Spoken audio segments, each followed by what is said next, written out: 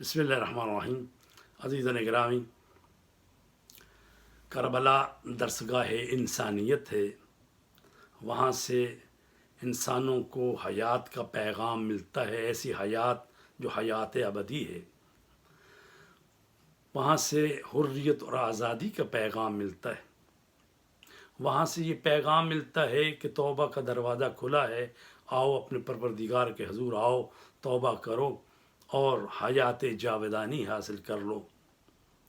हुर इब्न यजीद रियाही, जिसने इमाम हुसैन का मुहासरा करके आपको करबला में वारद होने पर मजबूर किया था, आशूरा की सुबह बातिल से किनारा कशी इख्तियार करके हक से पैवस्ता हो गया।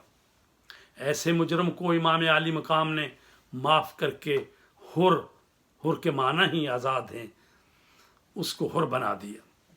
करबला हमें पैगाम दे रही है, आओ खुदा की बारगाह में अपने गुनाहों की माफ़ी मांग लो। लेकिन शायद अक्सरियत अभी सोच में है और इस शेर की मिसदाक है, मैं हुर हूँ और लश्कर यजीद में हूँ। मैं हुर हूँ और लश्कर यजीद में हूँ। मेरा हुसैन अभी करबला नहीं पहुँचा। मेरा हुसैन अभी करबला नहीं पहुँचा।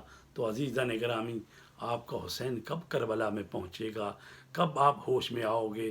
कब आप हुर की तरह तौबा करके इमाम हुसैन के कारवां में शामिल हो जाओगे?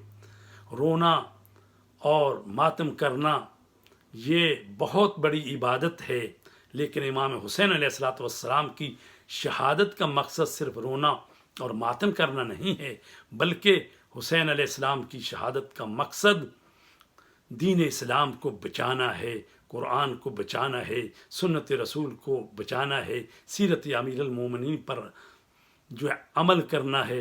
तो अज़ीज़ान गिरामी, इमाम हुसैन ने जिस चीज़ को बचाया है वो कहाँ है? क्या हमारी ज़िंदगियों में वो चीज़ मौजूद है जिसको इमाम हुसैन ने बचाया है? तो आइए गौर व फिक्र करें और इमाम हुसैन के उन मकासद के लिए कि जिन मकासद के लिए उन्होंने कुर्बानी दी, उन मकासद को अपनाएं और उनको ज़िंदा रखें और मुआशरे में उनके नफूज़ के लिए और नाफज करने के लिए अमल पैरा हों।